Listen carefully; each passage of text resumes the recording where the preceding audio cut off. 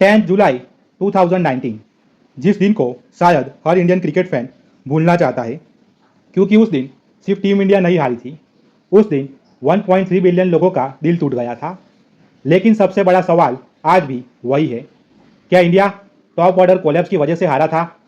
क्या धोनी का run out असली टर्निंग पॉइंट था, या फिर इस हार के पीछे कुछ और ही कहानी छुपी थी? आज हम इमोशन नहीं, फैक्ट्स की बात करेंगे। सच जानने के लिए हमें मैच के दिन नहीं, वर्ल्ड कप के शुरुआत से देखना पड़ेगा। ये वीडियो मेरी पर्सनल क्रिकेट एनालिसिस है। मेरा मकसद किसी प्लेयर को ब्लेम करना नहीं, बल्कि उस मैच को एक एनालिटिकल पर्सपेक्टिव से देखना है। रीज़न नंबर 1, इंडिया का number 4 batting position. 2019 world cup से पहले इंडिया लगातार अपना नंबर 4 बैट्समैन ढूंढ रहा था। अंबती रायडू को लगभग पूरे साल इस रोल के लिए तैयार किया गया, लेकिन वर्ल्ड कप स्क्वाड से ही बाहर कर दिया गया। इसके बाद केएल राहुल को नंबर 4 पर खिलाया गया, लेकिन शिखर धवन की इंजरी के बाद राहुल को वापस ओपनर बनना पड़ा। फिर विजय शंकर आए, उनकी इंजरी के बाद ऋषभ पंत आए और दिनेश कार्तिक भी टीम का हिस्सा बने। मतलब सेमीफाइनल जैसे बड़े मैच तक भी इंडिया के पास एक सेटल्ड नंबर 4 बैट्समैन नहीं था। और जब रोहित, राहुल और विराट सिर्फ 5 रन्स पर पवेलियन लौट गए, तब इसकी कमी का सबसे बड़ा नुकसान देखने को मिला। Reason number 2, top order dependency. India की दूसरी सबसे बड़ी प्रॉब्लम थी टॉप ऑर्डर पर हद से ज़्यादा डिपेंडेंसी।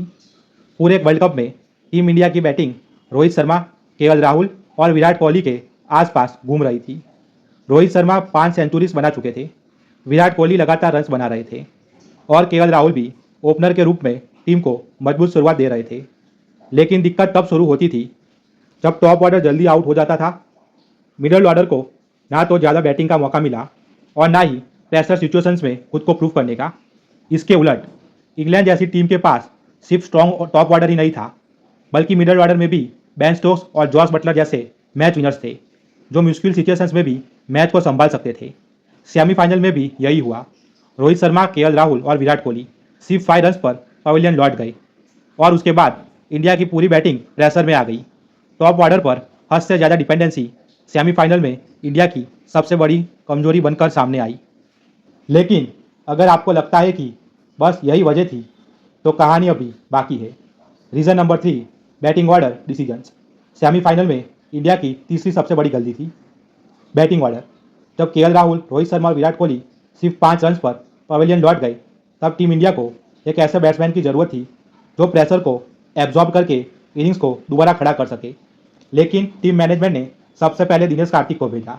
उसके बाद ऋषभ पंत और हार्दिक पांड्या क्रीज पर आए और एमएस धोनी को काफ़ी देर बाद बैटिंग के लिए भेजा गया।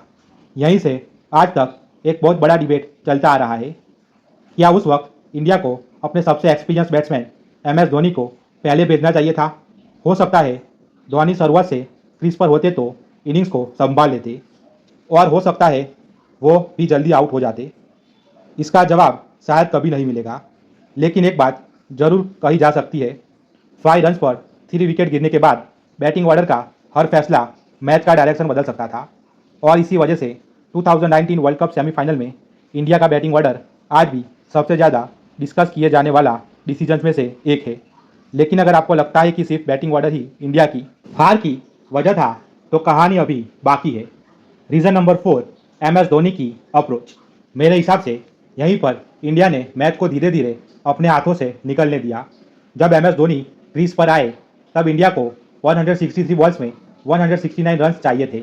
रिक्वायर्ड रन रेट बिल्कुल कंट्रोल में थी, लेकिन धोनी ने अपनी पुरानी स्ट्रेटजी फॉलो की, मैच को आखिरी ओवर्स तक ले जाने की।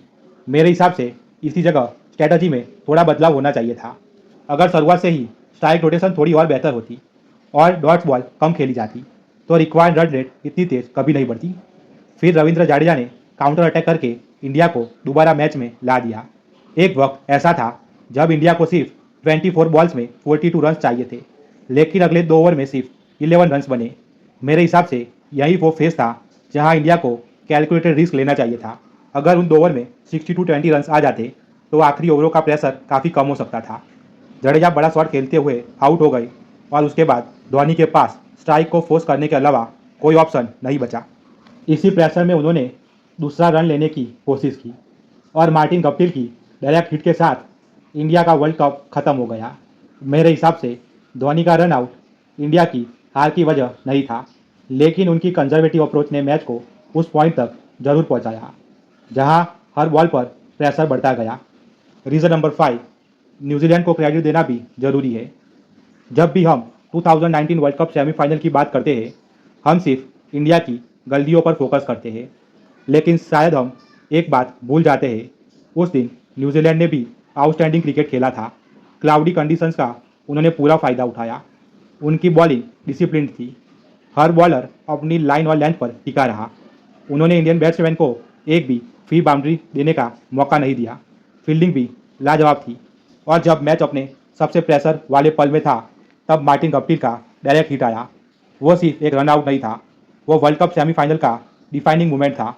मेरे हिसाब से इंडिया ने कुछ स्ट्रैटेजिक गलतियाँ जरूर की, लेकिन सिर्फ इंडिया की गलतियों की वजह से मैच नहीं हारा।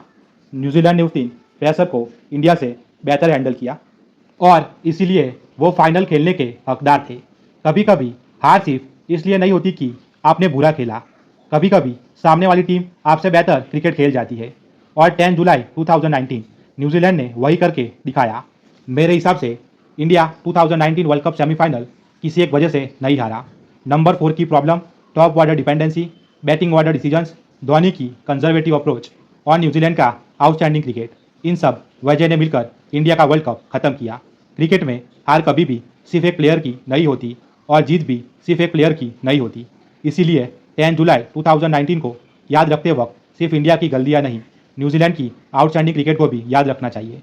और शायद इसी वजह से 2019 वर्ल्ड कप सेमीफाइनल आज भी क्रिकेट हिस्ट्री के सबसे इमोशनल और सबसे ज़्यादा एनालाइज किए जाने वाले मैचेस में से एक है। अगर आपको मेरी एनालिसिस पसंद आई हो तो इस वीडियो को उन दोस्तों के साथ ज़रूर शेयर कीजिए जो आज भी 2019 वर्ल्ड कप सेमीफाइनल को याद करके इमोशनल हो जाते हैं। और अगर आप क्रिकेट को सिर्फ देखना नहीं, बल्कि उसके पीछे की स्ट्रेटजी और कहानी को भी समझना चाहते हैं, तो चैनल को सब्सक्राइब करना मत भूलिए। मैं मिलूंगा एक और इंटरेस्टिंग क्रिकेट एनालिसिस के साथ। तब तक के लिए जय हिंद।